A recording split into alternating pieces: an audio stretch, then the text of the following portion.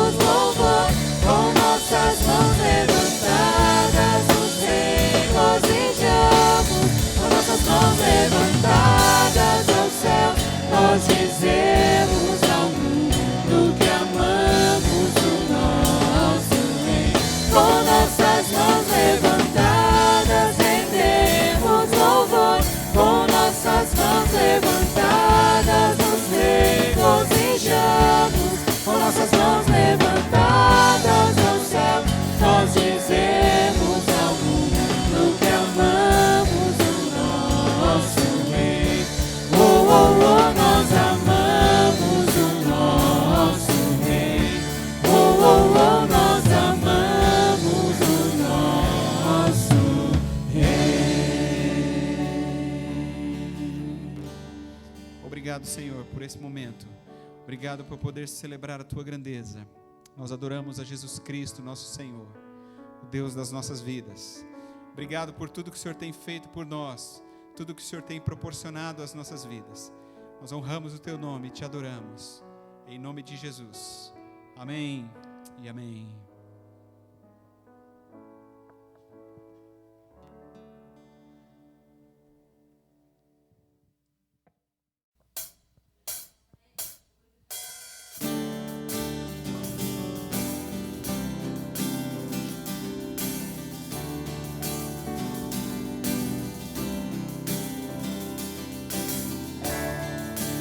Rei da criação, na terra, céu e mar, fez do céu teu palácio, toda glória iremos dar, Deus acima do que podemos ver, tu és santo, santo, o universo exalta o teu poder, tu és santo, santo, Senhor da terra e do céu, Senhor da terra e do céu.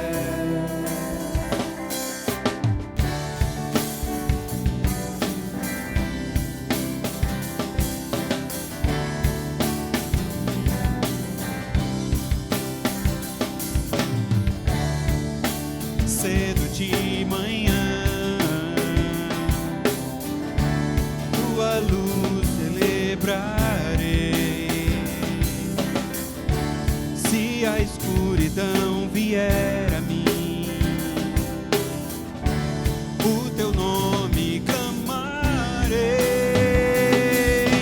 Deus acima do que podemos ver, tu és santo, santo, o universo exalta o teu poder, tu és santo, santo, Senhor da terra e do céu, Senhor da terra e do céu.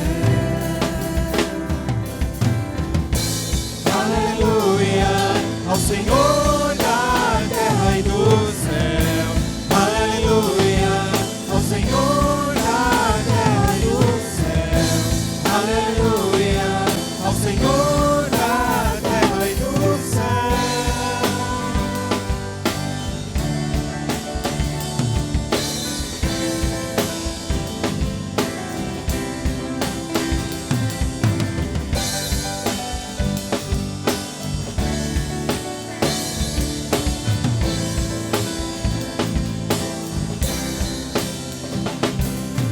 Deus acima do que podemos ver, tu és santo, santo, querido Deus, te mostro o teu querer, tu és santo, santo, o universo exalta o teu poder, tu és santo, santo, santo, santo.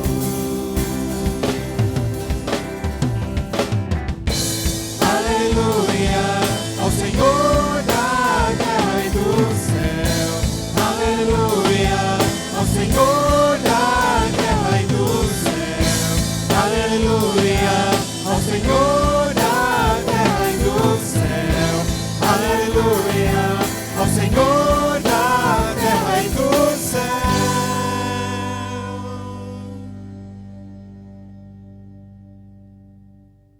Olá, irmãos, mais uma vez. Gostaria de dar alguns recados aqui bem importantes a você. O primeiro deles é sobre os nossos dízimos e ofertas. Você pode continuar contribuindo, como de costume. Você pode fazer o seu depósito na conta da igreja. Você está vendo o número da nossa conta aparecendo aí na tela. Assim como você pode também trazer aqui no templo. Sempre haverá uma pessoa aqui que poderá receber caso você tenha dificuldade em depositar. Então, continue contribuindo. Que Deus abençoe a sua vida para que ela possa frutificar cada vez mais. Outro recado que eu gostaria de dar a você é sobre a nova série de lições que nós estaremos lançando para as nossas famílias.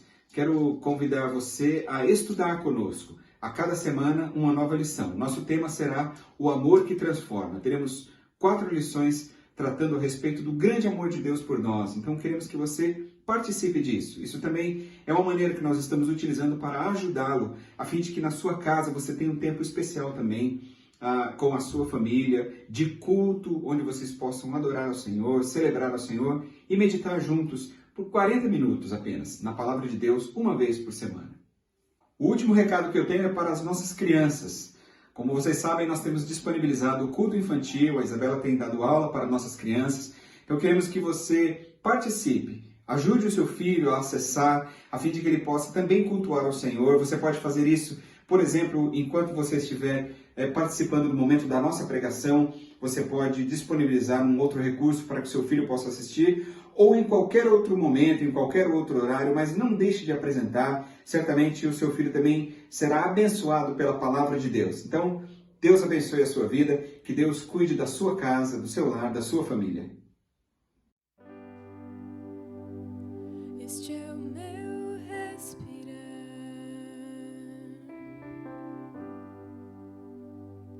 este é o meu respirar,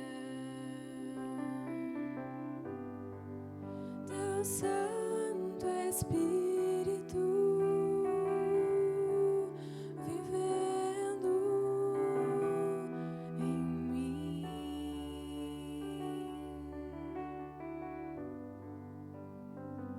E este é o meu pão,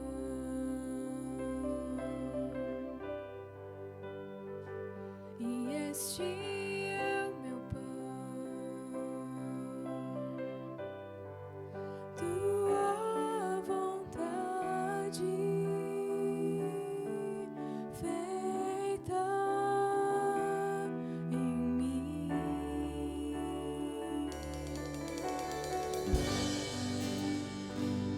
Este é o meu respirar,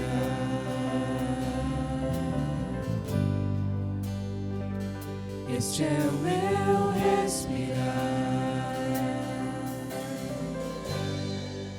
Teu Santo Espírito vivendo em mim.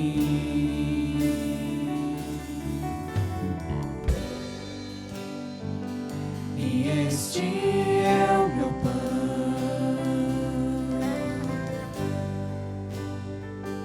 e este é o meu pão, Tua vontade feita em mim.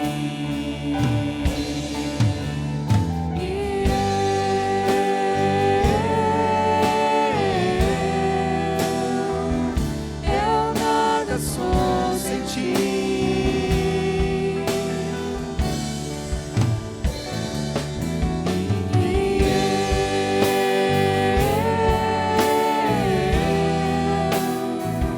Perdido estou sem Ti.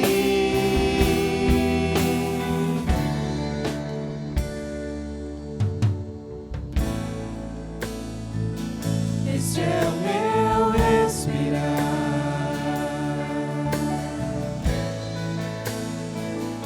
este é o meu respirar,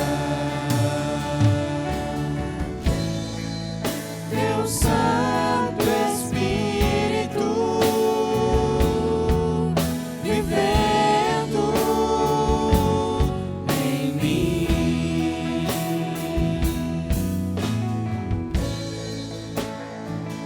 E este é o meu pão,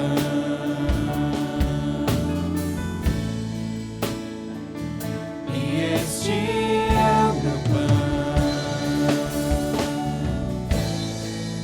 Tua vontade feita em mim.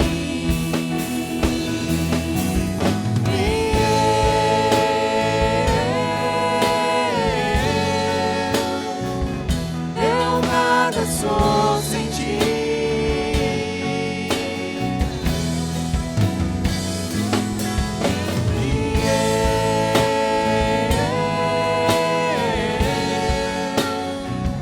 Perdido estou sem Ti.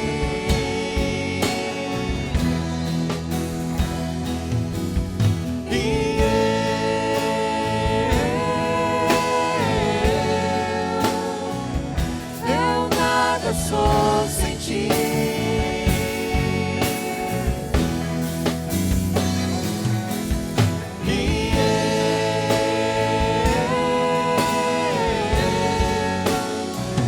Perdido estou sem ti.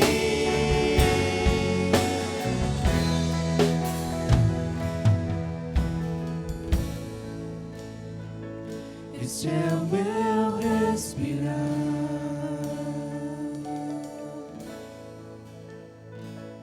Este é o meu respirar.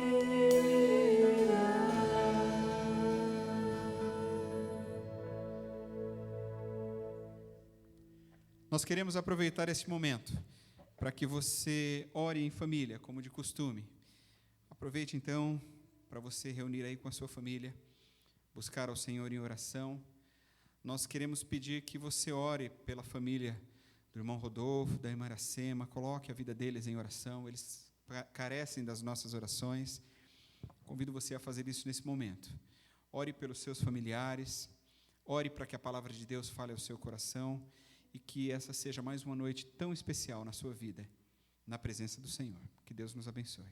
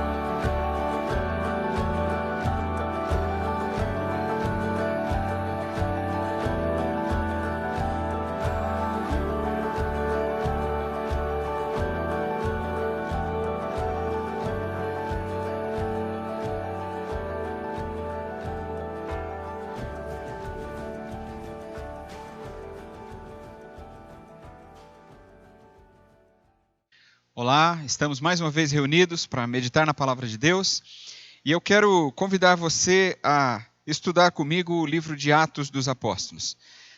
No início desse ano, eu preguei algumas mensagens aqui sobre o tema Lições da Igreja Primitiva para os Nossos Dias. E dentre essas mensagens, que são 12, relacionadas aos primeiros capítulos de Atos dos Apóstolos, eu já preguei 6 delas. Hoje pregarei a 7ª mensagem, portanto, faltam 6. mas nós decidimos gravar todas elas para que você possa acompanhar toda esta série. Então, nós estaremos apresentando devagar cada uma dessas mensagens, estarão sendo postadas aí no YouTube para que você possa acompanhar aí no nosso canal, no canal de nossa igreja. Então, fique atento, nós estaremos liberando essas mensagens em breve para que você possa acompanhar, desde a primeira até a 12ª, e aí nós estudaremos todos esses textos juntos. Espero que você me acompanhe nessa jornada, eu tenho certeza que vai ser bênção para a sua vida, como tem sido para a minha vida. Quero então convidar você a abrir a sua Bíblia em Atos capítulo 6, versículos de 8 a 15, depois nós vamos ler Atos 7, de 54 a 60. A mensagem que eu quero pregar nessa noite tem como tema Cristãos Fantásticos. Quero te convidar a estudar a palavra de Deus junto comigo neste texto. Vamos ler? Primeiramente, Atos capítulo 6, versículos 8 a 15. Diz assim: Estevão, homem cheio da graça e do poder de Deus, realizava grandes maravilhas e sinais entre o povo. Contudo, levantou-se oposição dos membros da chamada Sinagoga dos Libertos, dos judeus de Cirene e de Alexandria, bem como das províncias da Cilícia e da Ásia. Esses homens começaram a discutir com Estevão, mas não podiam resistir à sabedoria e ao espírito com que ele falava. Então subornaram alguns homens para dizerem: Ouvimos Estevão falar palavras blasfemas contra Moisés e contra Deus. Com isso, agitaram o povo, os líderes religiosos e os mestres da lei. E, prendendo Estevão, levaram-no ao sinédrio. Ali apresentaram falsas testemunhas que diziam: Este homem não para de falar contra este lugar santo e contra a lei, pois o ouvimos dizer que esse Jesus, o Nazareno, destruirá esse lugar e mudará os costumes que Moisés nos legou. Olhando para ele, todos os que estavam sentados no sinédrio viram que o seu rosto parecia o rosto de um anjo. Agora, Atos capítulo 7, versículos 54 a 60. Ouvindo isso, ficaram furiosos e rangiam os dentes contra ele. Mas Estevão, cheio do Espírito Santo, levantou os olhos para o céu e viu a glória de Deus e Jesus de pé à direita de Deus e disse: Vejo o céu aberto e o Filho do Homem de pé à direita de Deus. Mas eles taparam os ouvidos e, gritando bem alto, lançaram-se todos juntos contra ele, arrastaram-no para fora da cidade e começaram a apedrejá-lo. As testemunhas deixaram seus mantos aos pés de um jovem chamado Saulo. Enquanto apedrejavam Estevão, este orava: Senhor Jesus, recebe o meu espírito. Então caiu de joelhos e bradou: Senhor, não os consideres culpados deste pecado. E tendo dito isso, adormeceu. Todos nós conhecemos cristãos fantásticos. Eu tenho certeza que você conhece muitos assim. Embora o sentido da palavra fantástico esteja relacionado para aquilo que só existe na imaginação, aquilo que é fantasioso, todos nós também concordamos que essa mesma palavra nós utilizamos para a ideia de algo extraordinário, algo especial, fora da curva. Então nós dizemos assim: uau, isso é fantástico. É nesse sentido que eu desejo aplicar essa palavra aqui nesta mensagem. Cristãos fantásticos existiram e existem hoje também. E eu me refiro aqui àquelas pessoas realmente extraordinárias no exercício da obra de Deus e que muitas fazem diferença aonde quer que elas estejam. Muitas vezes mudando o curso da história, da vida de pessoas, de igrejas, de comunidades e até de nações. Quando nós olhamos para a mensagem que preguei anteriormente nesse mesmo tema, a 6ª mensagem, onde nós meditamos lá atrás sobre a instituição dos diáconos, em breve você terá essa mensagem também disponibilizada aqui no YouTube, 2 entre aqueles 7 diáconos que ali foram escolhidos se destacaram: Estevão e Filipe. E estes 2 se projetaram muito além dos limites da função que tinha sido designada a eles. Eles não foram apenas diáconos, não diminuindo a importância da função, é claro, mas eles foram muito além neste trabalho. E é interessante notar que até então só havia notícia de que os 12 apóstolos de Jesus é que operavam as maravilhas e os sinais no meio do povo. Mas agora, Estevão, depois daquela imposição de mãos, que houve lá em Atos capítulo 6, versículo 8, também começou a fazê-lo. Mais tarde, o mesmo ia acontecer com Filipe. É por isso que nós vamos refletir sobre cada um desses dois homens em duas mensagens diferentes. Nessa, sobre Estevão, e numa outra, sobre Filipe. Estevão foi um desses cristãos fantásticos. Ele foi tanto fiel em sua vida, quanto foi fiel em sua morte. A igreja primitiva, com certeza, é uma antes e uma depois de Estevão. Estevão teve uma compreensão excepcional da necessidade do rompimento total com o culto judaico que esse novo movimento apresentava. Então, com isso, ele deixou preparado o caminho para que Paulo viesse trilhar e para que depois também o escritor de Hebreus pudesse transmitir a sua mensagem em sua carta. Os 12, aqueles 12 de Jesus, eles preservavam a cultura judaica da frequência ao culto nos templos. Então, nessa altura, de verdade, a única coisa que os diferenciava dos demais religiosos do seu tempo é que eles criam em Jesus e anunciavam que Jesus era o Messias, o Filho de Deus. Mas os debates que são travados por Estevão com os membros, como você viu no texto aí, da chamada Sinagoga dos Libertos. Quem eram esses homens? Provavelmente eram um grupo de prisioneiros judeus de Alexandria, da Cilícia e da província da Ásia, como você viu aí no texto, que tinham sido capturados em algum momento e tinham sido escravizados pelos romanos, mas que mais tarde eles receberam em Roma mesmo a sua liberdade. Por isso, dos libertos. Eles demonstram que ele buscava transmitir uma nova visão de uma forma de culto verdadeiramente espiritual e que, consequentemente, iria abolir a necessidade única do culto no templo. Não é nem preciso a gente pensar aqui muito para entender que essa era uma visão muito radical para os religiosos daquele tempo e para aquela cultura social, política, daquela época. O resultado disso não poderia ser outro senão uma conspiração que levou Estevão à morte. Por isso eu quero pensar com você aqui agora na vida de Estevão, a partir das virtudes que o próprio texto bíblico atribui a este homem de Deus, este cristão fantástico, e o que isso significa para as nossas vidas. O texto nos mostra que Estevão era um homem cheio de fé e do Espírito Santo, cheio da graça e do poder de Deus, cheio de sabedoria no Espírito de Deus e com um semblante parecido com o de um anjo. É sobre isso que eu gostaria de falar com você a partir de agora. A primeira coisa que é apontada sobre a pessoa de Estevão no texto é que ele era um homem cheio de fé e do Espírito Santo. Veja o que dizem os versículos de Atos, capítulo 6, versículo 5, e capítulo 7, versículo 55. Mas Estevão, homem cheio de fé e do Espírito Santo. Essa referência a Estevão, portanto, aparece duas vezes, em Atos 6,5 e em Atos 7,55. Por isso que eu mesclei aí os dois versículos. Aquele em que ele foi escolhido pela igreja para fazer parte do grupo dos 7 diáconos, né, que cuidava da distribuição de alimento às viúvas que estavam desamparadas, e este outro aqui, quando ele está sendo apedrejado. A história da igreja mostra que, ao longo dos séculos, aquelas pessoas que revolucionaram o mundo através do Evangelho eram homens e mulheres cheios de fé e do Espírito Santo. Foi esse tipo de gente que Deus usou para revolucionar o cristianismo.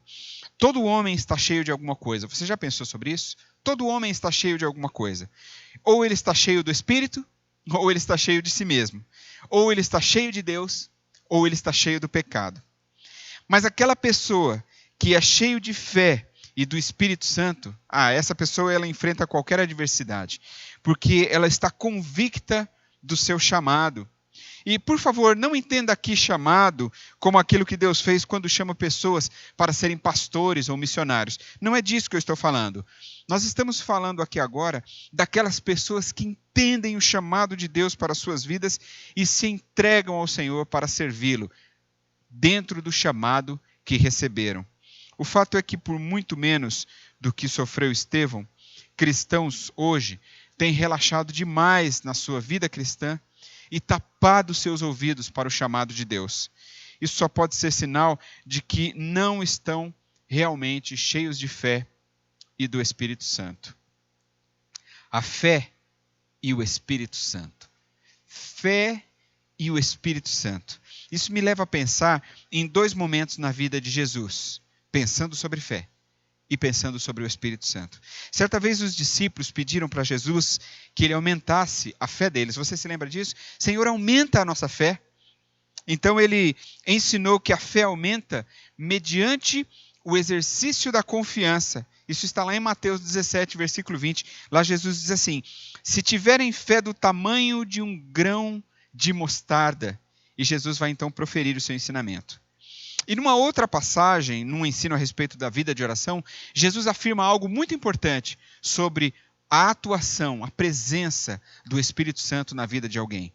Se vocês, apesar de serem maus, sabem dar boas coisas aos seus filhos, quanto mais o Pai que está no céu dará o Espírito Santo a quem o pedir.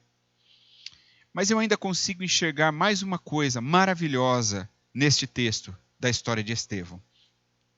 Olhando para esse episódio de sua morte, nós poderíamos pensar, mas por que é que Deus permitiu uma barbárie tão grande como essa que aconteceu com Estevão? Você pode imaginar o que é uma pessoa morrer apedrejada? Deixe-me perguntar uma coisa. Você já levou uma pedrada de alguém alguma vez? Você já percebeu como isso doeu? Você sangrou? Agora imagine você levar diversas dessas, até ser levado à morte. Este foi o sofrimento de Estevão. Por que Deus permitiu tamanha barbárie? Entretanto, o texto nos mostra que quando se aproximava este momento tão doloroso, Estevão viu a glória de Deus. É o que está no texto. O que isso significa? Isso significa que algo melhor o esperava. As pedradas não eram nada, perto do que Estevão estava conseguindo enxergar agora. A glória de Deus. Depois o texto diz que ele viu a Jesus. Ele diz, eu vejo. Isso é a confirmação de que o seu martírio não seria em vão. E, finalmente, o texto diz que ele viu a Deus, o Pai. Isso significa que todo o seu discurso que ele havia proferido havia recebido o consentimento do Pai. Isso não é de fato extraordinário? Ele era um homem cheio do Espírito Santo. E isso está muito comprovado, porque certamente o Espírito Santo estava ali sofrendo com Estevão as terríveis dores de sua morte física. Me deixe levar você a pensar um pouco mais profundamente sobre isso. Estevão vê o Pai e Estevão vê o Filho. Ele vê a glória de Deus, ele vê o Pai e ele vê o Filho, enquanto está sendo arrastado para o apedrejamento. E a pergunta que se faz é, onde está o Espírito Santo? O Espírito Santo está em Estevão. Ele é um homem cheio de fé e do Espírito Santo. Graças ao Senhor por isso. A segunda coisa que eu gostaria de dizer a você aqui, sobre Estevão, é que ele era um homem cheio da graça e do poder de Deus. Veja o versículo 8 de Atos 6. Estevão, homem cheio da graça e do poder de Deus, realizava grandes maravilhas e sinais entre o povo. O texto diz que os homens não conseguiam discutir com Estevão, porque ele estava cheio da graça e do poder de Deus e realizava grandes sinais e maravilhas diante dos olhos de todos. Estevão falava e fazia. Ele pregava e demonstrava. Ninguém resistia às palavras de Estevão e ninguém descredenciava os seus sinais, porque eram nítidos aos olhos de todos. O texto diz que ele fazia maravilhas e sinais entre o povo. Então as pessoas não tinham como negar a pessoa de Estevão, o caráter de Estevão, o trabalho de Estevão e o que Deus estava fazendo através de Estevão. Por isso eles tiveram que inventar uma calúnia para que pudessem prendê-lo. Só com mentira poderiam levá-lo até as lideranças judaicas. É interessante, porque o texto diz que ele era cheio da graça e do poder de Deus. Graça é favor imerecido. E o judaísmo, ele pautava as suas regras pela prática das boas obras. Isso não está relacionado com a graça. O poder que revestia Estevão não vinha dele mesmo. Ele não era um mágico. Estevão não atribuía nada a si mesmo. Vinha da graça imerecida do Pai através do seu Filho Jesus Cristo, a quem Estevão estava entregando a sua vida. Nós temos visto hoje em dia muito poder, mas pouquíssima graça. Muitas glórias humanas, mas quase nenhum reconhecimento divino. O Dr. Russell Shedd disse certa vez que os heróis são famosos, mas os santos são anônimos. Você entendeu isso? Os heróis são famosos, mas os santos são anônimos. O texto diz que Estevão estava cheio da graça e do poder de Deus, e através disso realizava grandes maravilhas e sinais no meio do povo. Isso nos ensina que o evangelho que agrada a Deus é aquele em que quanto mais servimos na obra de Deus, mais a glória pertence ao Senhor, porque o poder que repousa sobre nós não está em nós por nossos méritos, mas porque Deus nos concedeu para que Ele, o Senhor, seja honrado. Certa vez li algo escrito por Max Lucado que achei extremamente interessante e é muito aplicável a este momento. Ele diz o seguinte: então, uma pessoa entrega a sua vida a Jesus, não sabe nada sobre a fé, tem pouquíssimo conhecimento bíblico, ou talvez quase nenhum, e ele começa os seus primeiros passos, ele participa de uma classe de batismo, ele começa a conhecer um pouco, começa a fazer as perguntas, de repente ele tem algumas entrevistas com alguns irmãos mais conhecedores da palavra, talvez o seu pastor, e ele vai crescendo, ele começa a estudar mais a Bíblia, e de repente ele começa a dar uma aula na escola dominical, e daqui a pouco então ele já está pregando em alguns cultos, e aí, então, as pessoas começam a perceber o dom que essa pessoa tem, e essa pessoa, então, começa a se projetar cada vez mais, talvez se torne um pastor, um evangelista, um missionário, e então, de repente, ele já começa a pregar em outros lugares como convidado, e de repente, então, ele começa a escrever livros, e ele começa a pastorear uma igreja que começa a crescer muito, 500, 1.000, 2.000, 5.000 pessoas, 10.000 pessoas. De repente ele já está recebendo convites internacionais e ele se torna alguém que começa a perceber que não precisa mais de Deus. É óbvio que Max Lucado não está generalizando isso, mas ele está dizendo que muitas pessoas começam a deixar de dar a glória devida a Deus e começam a viver a vida da maneira como querem e começam a trazer as glórias para si, porque acham que se tornaram proeminentes e se esquecem de quem o salvou, quem o tirou do pecado, onde ele estava, onde foi que ele começou na fé. Se esquecem completamente. Isso tudo me faz relembrar as palavras do apóstolo Paulo em 1 Coríntios 4:7, e na nova tradução na linguagem de hoje, isso aparece de uma maneira muito interessante. Lá está escrito assim, veja só: por acaso não foi Deus quem lhe deu tudo o que você tem? Então por que é que você fica todo orgulhoso, como que se o que você tem não fosse dado por Deus? O outro aspecto que nós vemos na vida de Estevão é sabedoria no Espírito de Deus. Observe o que diz os versículos 9 e 10 de Atos 6. Contudo, levantou-se oposição dos membros da chamada Sinagoga dos Libertos, dos judeus de Cirene e de Alexandria, bem como das províncias da Cilícia e da Ásia. Esses homens começaram a discutir com Estevão, mas não podiam resistir à sabedoria e ao Espírito com que ele falava. O texto mostra que os altos membros da sinagoga começaram a discutir com Estevão, e o que é que diz o verso 10? Mas não podiam resistir à sabedoria e ao espírito com que ele falava. Então, diante disso, através de uma conspiração, Estevão é levado perante o Sinédrio, sob a acusação de estar blasfemando contra Moisés, contra a lei e contra o próprio Deus, além de profanar o templo. Se você olhar os versículos 11 a 14 do mesmo capítulo, você vai ver isso escrito lá. Bom, mas aí vem o capítulo 7. O capítulo 7 é, de fato, uma verdadeira obra-prima. É um capítulo imenso, de 60 versículos, e destes 60, 52 deles é o conteúdo de uma pregação que vai de Abraão até Jesus. Estevão aqui dá uma verdadeira aula das Escrituras, e ele parte dos costumes judaicos para mostrar as verdades e a essência do ministério terreno de Jesus. Talvez uma das mensagens mais brilhantes de toda a Bíblia é esta pregada por Estevão ali naquela ocasião. Há poucos dias, em nosso bate-papo online, nas sextas-feiras, o meu irmão, o pastor Eliseu, ele discorreu sobre a igreja em Jerusalém, as suas virtudes e os seus problemas, e nos disse que a mensagem de Estevão tinha tríplice ensinamento.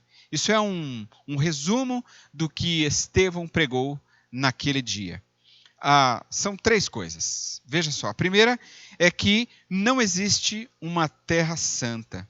A prova que Estevão deu foi a de que as maiores experiências com Deus no Velho Testamento não aconteceram em Israel, mas aconteceu com Abraão na Mesopotâmia, com José no Egito e com Moisés no Egito, na Arábia, no deserto e no Sinai.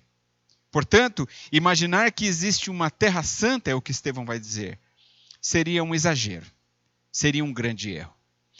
A segunda afirmação de Estevão é que não existe um povo santo.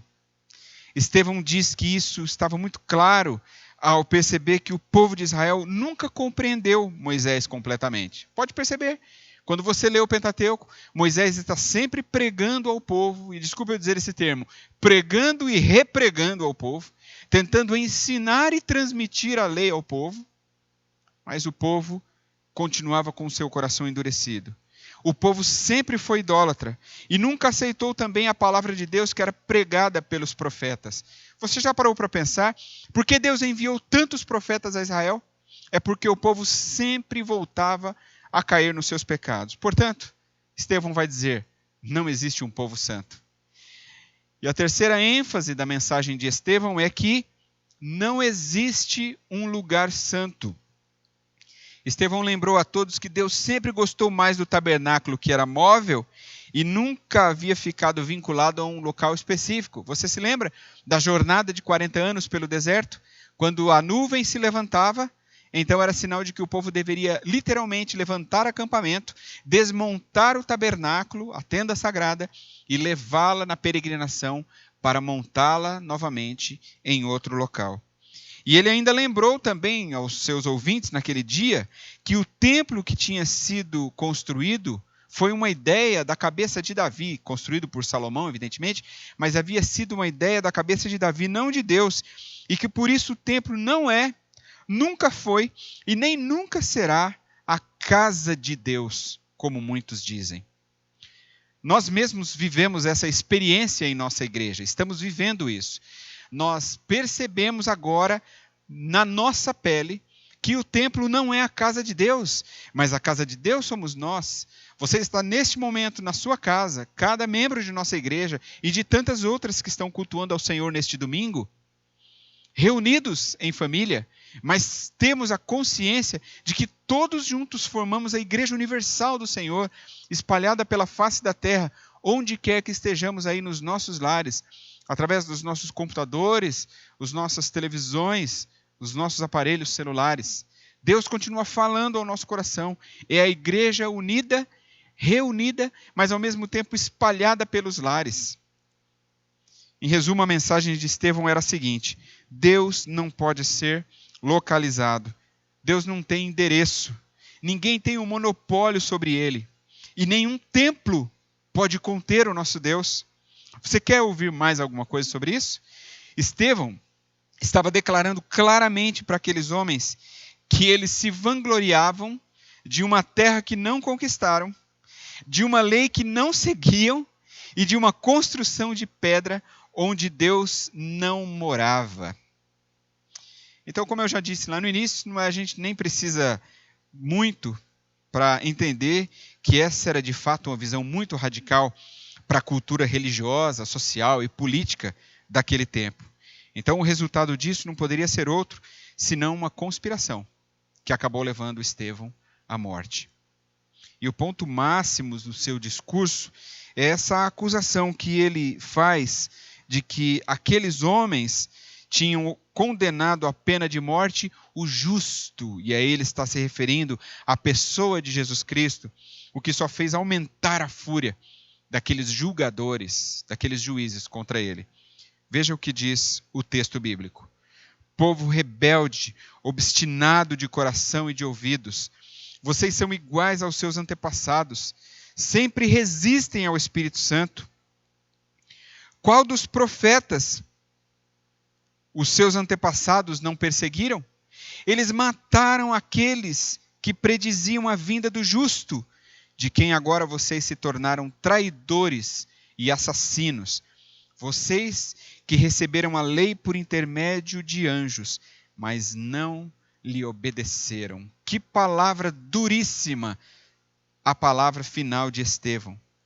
É claro que o Espírito Santo está movendo a história, mas também é evidente que a morte de Estevão é um ultraje e uma injustiça do ponto de vista humano. Afinal, não há dúvida de que as pedras que mataram Estevão foram retiradas diretamente do coração do povo, diretamente do coração das pessoas. Um dos maiores pecados dos crentes dos nossos dias é o mísero conhecimento que possuem da palavra de Deus.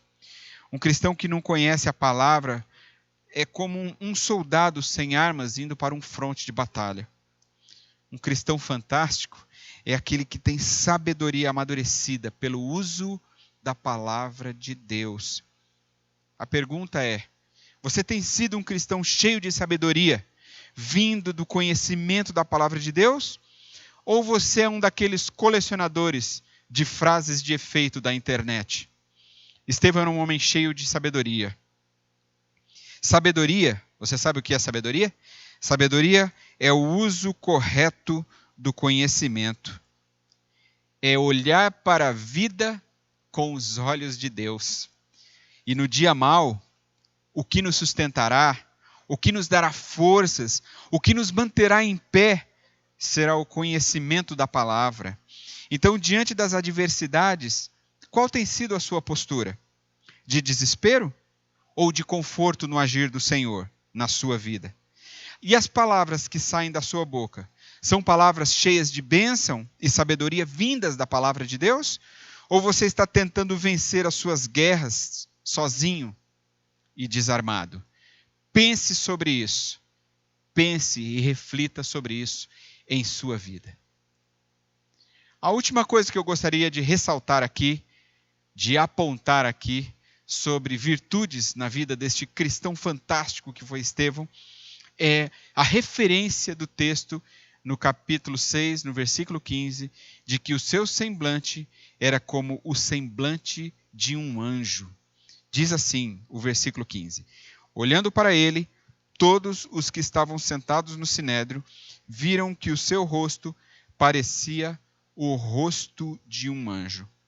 O texto nos diz que aqueles que estavam no sinédrio interrogando Estevão, quando olharam fixamente para ele, viram que o seu rosto parecia com o rosto de um anjo. Eu fiquei me perguntando o que é que Lucas quis dizer com esta menção.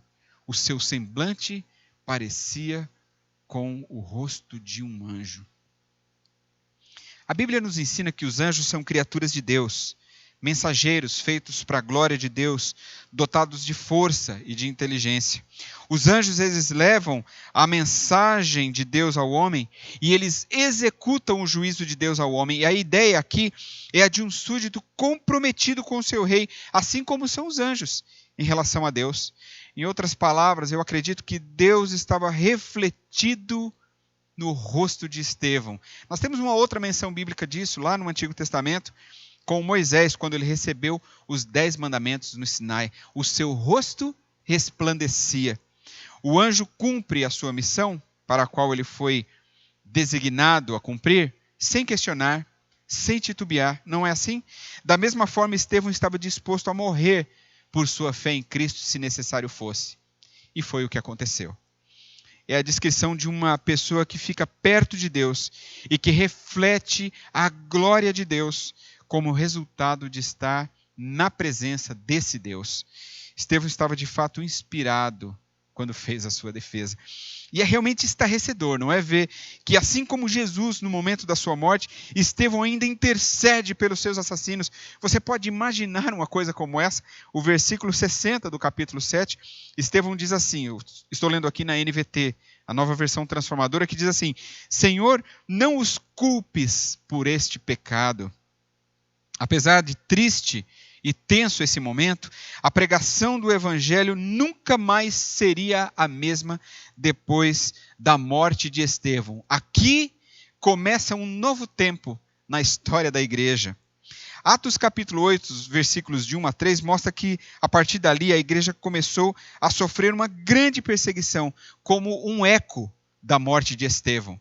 Alguém já disse certa vez, e com muita propriedade, que talvez os apóstolos ainda tivessem muita dificuldade no cumprimento de Atos 1:8, ser-me-eis testemunhas, e é por isso que aconteceu Atos 8:1.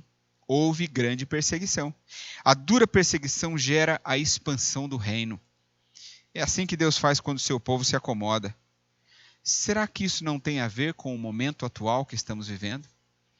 Será que tudo que estamos vivendo diante desta pandemia não teria talvez algum indicador aqui para nós? Será que não estávamos tão acomodados em nosso templo e agora nós tivemos que reestudar e rever a nossa maneira de trabalhar, repaginar as nossas ideias para viver o Evangelho para esse tempo? Talvez seja uma lição para nós também nos nossos dias. Eu quero concluir essa meditação agora, dizendo a você algumas palavras finais. Estevão é o primeiro nome da lista dos diáconos. Se você for em Atos 6, você vai ver isso. O único dentre eles a quem são apontadas virtudes espirituais. 7 nomes aparecem ali, mas Estevão é o único nome a quem é atribuído o título de homem cheio de fé e do Espírito Santo. Fiel a Deus, literalmente, do começo ao fim. Viveu de forma superlativa e morreu de maneira exemplar. O primeiro mártir do cristianismo. Você sabia que o nome Estevão significa coroa? Isso não é lindo e maravilhoso? Porque certamente foi isso que ele recebeu quando seus olhos se fecharam nesse mundo e se abriram na eternidade, na presença do seu Salvador. Embora Estevão tenha sido um cristão fantástico, ele foi homem como nós, homem como eu, homem como você. Portanto, a pergunta que eu quero convidá-lo a refletir comigo agora é: que tipo de cristão eu tenho sido? Eu vou apontar para você algumas coisas aqui para finalizarmos. E quero que você venha refletir comigo aqui. Tenho me demonstrado um cristão cheio de fé e do Espírito Santo, disposto a enfrentar qualquer tipo de adversidade por causa do reino de Deus? Tenho mesmo? Se tenho, eu quero chamar isso aqui agora de persistência. Você tem sido persistente, demonstrado fé, demonstrado que é uma pessoa cheia do Espírito Santo, e no momento difícil, no momento de luta, no momento da adversidade, você tem persistido. Guarde esse ensinamento para você. Você é esse tipo de cristão? Deixe-me fazer aqui uma outra pergunta. Eu sou um cristão cheio da graça e do poder de Deus, ao ponto de reconhecer que este poder que atua na minha vida é fruto de algo que eu não mereço, e por isso toda honra e todo louvor devem ser dados a Cristo. Sabe que nome eu dou isso? Humildade. A pergunta é: você tem sido humilde com aquilo que Deus tem lhe dado? Com o dom que Deus tem lhe dado? Primeiro, a pergunta é se você tem servido com o seu dom. E se você tem servido para que as pessoas vejam você ou para servir aos outros? Humildade é fundamental para que possamos ser cristãos fantásticos, saber o nosso lugar, reconhecer o nosso lugar e saber que por melhor que venhamos fazer, toda glória, todo louvor e toda honra deve ser dada ao Senhor, sabe? Nós muitas vezes subimos num palco como este de nossos templos e achamos que somos alguma coisa, mas nós não somos. Nós somos miseráveis pecadores que o Senhor quis salvar, que o Senhor por sua bondade infinita alcançou. E agora tudo o que fazemos, todo dom que Ele nos deu é para servi-lo, servindo as pessoas e declarando toda a glória e todo o louvor ao Senhor. Deixe-me fazer uma terceira pergunta a você.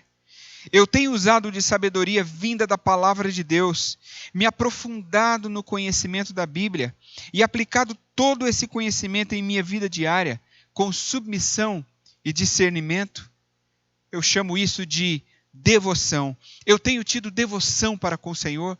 Como tem sido a minha vida de estudo da palavra? O quanto eu tenho aplicado, talvez nem é a quantidade de conhecimento da Bíblia que você tenha, mas é o quanto do que você conhece, você já tem aplicado em sua vida para servir as pessoas, para a sua edificação e para a glória do Senhor.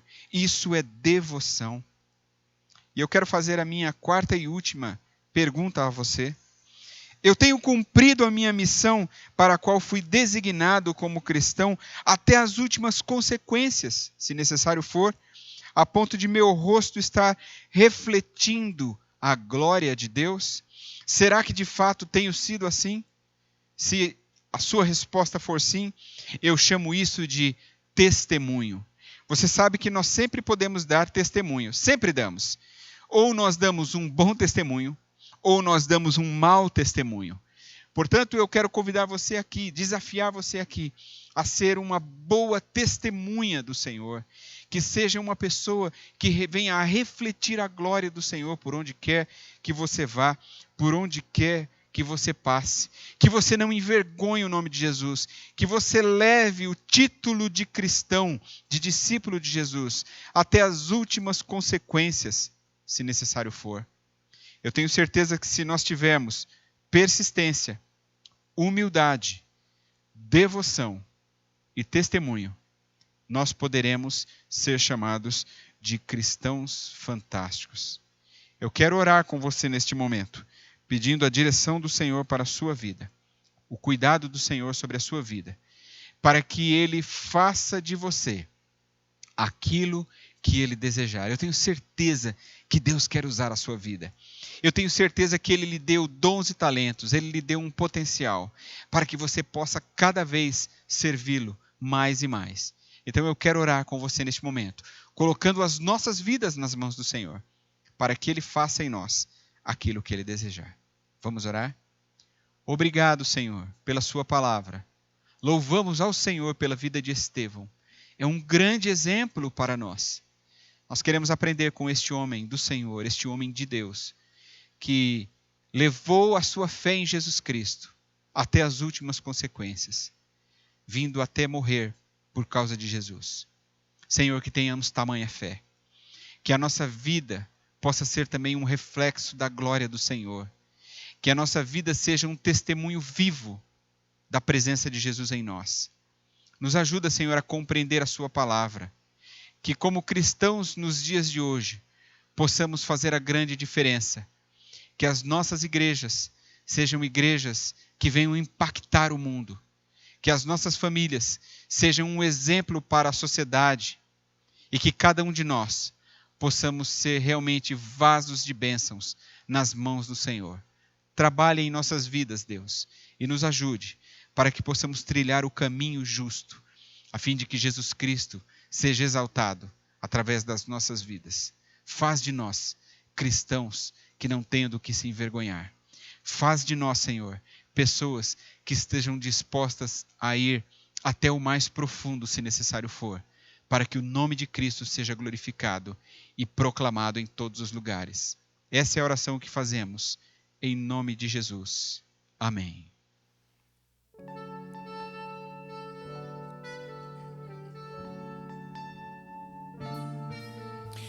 Morre o mártir, mas se firma a fé.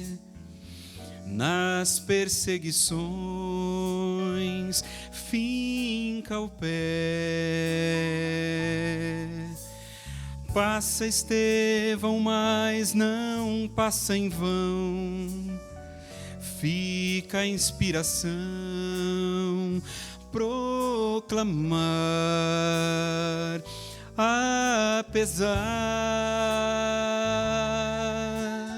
apesar do custo enorme, da nudez e frio e fome, apesar de tudo prosseguir. Cresce a igreja itinerante, perseguida segue adiante, apesar de todos deve ir. Jerusalém fica para trás, ir sempre além e mais. Planos de Deus, mistérios seus, que nos suceda assim. Mas Estevão, cheio do Espírito Santo, levantou os olhos para o céu e viu a glória de Deus, e Jesus em pé à direita de Deus, e disse: Vejo os céus abertos, e o Filho do Homem em pé à direita de Deus. Mas eles taparam os ouvidos, e dando fortes gritos, lançaram-se todos juntos contra ele, arrastaram-no para fora da cidade, e começaram a apedrejá-lo. Enquanto apedrejavam Estevão, este orava: Senhor Jesus, recebe o meu espírito. Então caiu de joelhos e bradou: Senhor, não os consideres culpados deste pecado. E tendo dito isso, adormeceu. Naquela ocasião desencadeou-se grande perseguição contra a igreja em Jerusalém. Todos, exceto os apóstolos, foram dispersos pelas regiões da Judéia e Samaria. Alguns homens piedosos sepultaram a Estevão e fizeram por causa dele grande lamento.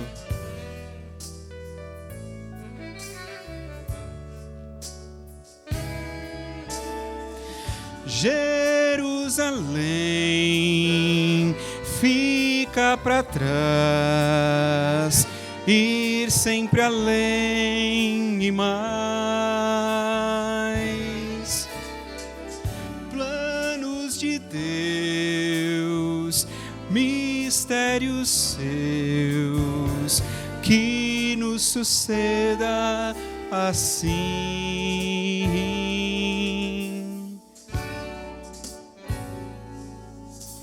Morre o mártir, mas se firma a fé.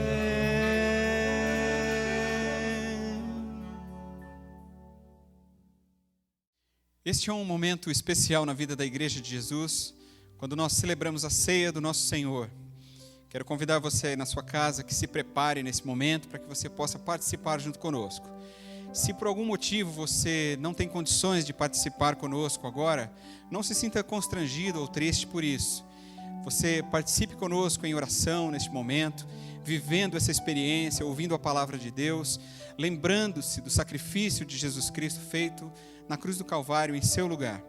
Eu quero ler o texto de Isaías capítulo 53, a partir do versículo 2, que diz: Ele cresceu diante dele como um broto tenro, e como uma raiz saída de uma terra seca.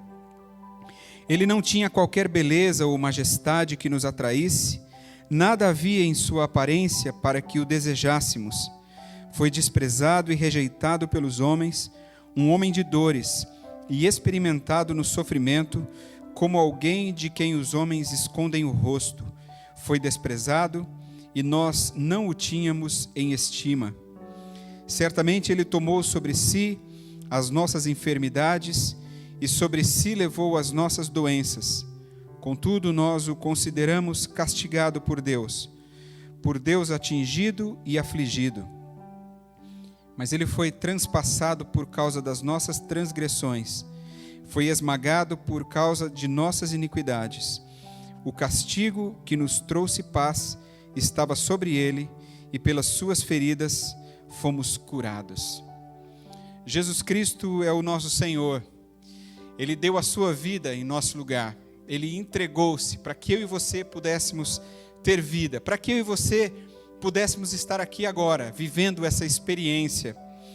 Jesus, o carpinteiro, o homem simples, aquela pessoa que talvez para muitos pudesse ser alguém inexpressivo, mas quando ele começou o seu ministério, quando ele começou a percorrer a terra, atender aos doentes, curar os enfermos, ressuscitar mortos, fazer maravilhas e sinais no meio do povo, as pessoas ficaram encantadas com aquele carpinteiro. E é interessante porque Jesus pregava o seu evangelho, o seu reino de justiça. E a sua pregação era tão maravilhosa que encantava aos cultos e aos pobres, os humildes. O carpinteiro Jesus. Sabe o que me chama a atenção? De que aquele simples carpinteiro foi morto numa cruz de madeira. Talvez um dos símbolos mais pobres, mais miseráveis que pudesse existir. Pois é neste símbolo, nessa cruz de madeira, ensanguentada, que Jesus leva ao extremo o seu amor pela humanidade. É ali que ele demonstra todo o seu amor, a ponto de entregar a sua vida e derramar o seu sangue, para que hoje eu e você pudéssemos ter vida, e vida abundante, como ele mesmo disse. O texto que nós lemos, a profecia de Isaías, mostra que as pessoas parece que não se davam conta muito, não estavam muito preocupadas. Mas ele foi um rei maravilhoso. Ele entregou a sua vida. E o versículo 5 é aquele que nos mostra o mais profundo do amor de Deus. Ele troca todo o nosso sofrimento e toda a nossa dor pela paz que só Ele pode nos dar. Mas Ele foi transpassado por causa das nossas transgressões, foi esmagado por causa de nossas iniquidades. O castigo que nos trouxe paz estava sobre ele, e pelas suas feridas fomos curados. Jesus sofreu a dor que eu e você deveríamos sofrer. Por isso, a celebração da ceia, embora nos lembre a tristeza da dor e do sofrimento de Jesus, é um ato de alegria para nós, de celebração, de festa para a igreja e para cada cristão que acredita nesse sacrifício a ponto de ter entregado a sua vida a Jesus. Portanto, celebre aí na sua casa, com os seus familiares, com alegria este momento. Nós vamos orar, os elementos serão distribuídos e você vai fazer isso aí também. E depois, no momento certo, eu vou convidar você a comermos o pão e bebermos o cálice, que simbolizam o corpo e o sangue de Jesus. Eu vou pedir a Fábio que ore ao Senhor nesse momento, agradecendo a Deus por este momento tão especial que nós estamos vivendo. Amém. Querido Deus e Pai, nós te louvamos, te agradecemos, Senhor Deus, por este tempo, por este momento, Pai amado, tão precioso, no qual, Pai, nós nos deparamos com esse tão sacrifício, Pai amado, que Tu fizeste naquela cruz em nosso favor, Pai amado. Pai amado, aquela cruz era para cada um de nós, mas o Teu amor tão grande por nós, Pai amado, levou o Teu Filho para que morresse e sofresse por cada um de nós, Senhor Deus. Pai amado, e hoje nós podemos ter essa liberdade, Pai amado, de comer e tomar desse suco que representa o Teu corpo e Teu sangue, Pai amado, naquela cruz. Paizinho Santo, muito obrigado, Senhor Deus, porque hoje nós podemos ter vida em Cristo Jesus, ó Pai amado. Hoje o Senhor nos deu uma vida abundante, Senhor Deus. O Senhor nos libertou naquela cruz, Pai amado. Hoje nós temos livre acesso a Ti, meu Deus. Pai, muito obrigado por este momento tão precioso, Pai, em nossa vida e na vida da Tua igreja, Pai. Eu oro agradecida em nome de Jesus. Amém.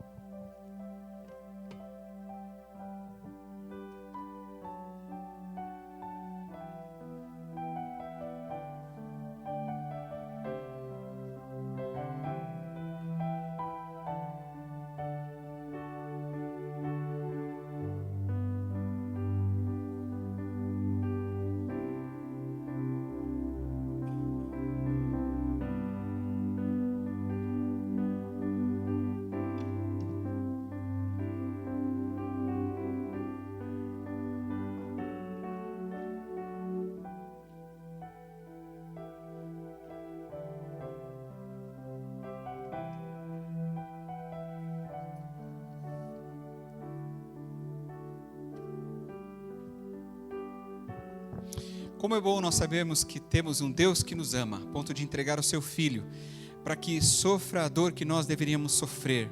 Nós só podemos agradecer a Deus por tanta bondade, por tanto amor e por tanta misericórdia por nossas vidas.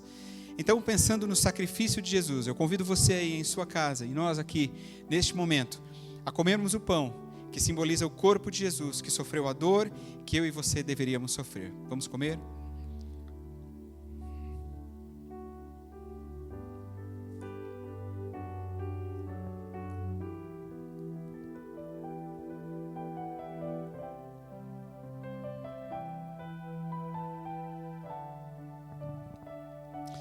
Agora nós vamos tomar do cálice. Ele simboliza o sangue de Jesus, que sofreu a dor em nosso lugar. Este sangue que nos limpa e nos purifica de todo pecado. Então eu convido você neste momento a celebrar a ceia do Senhor conosco, agora tomando o cálice.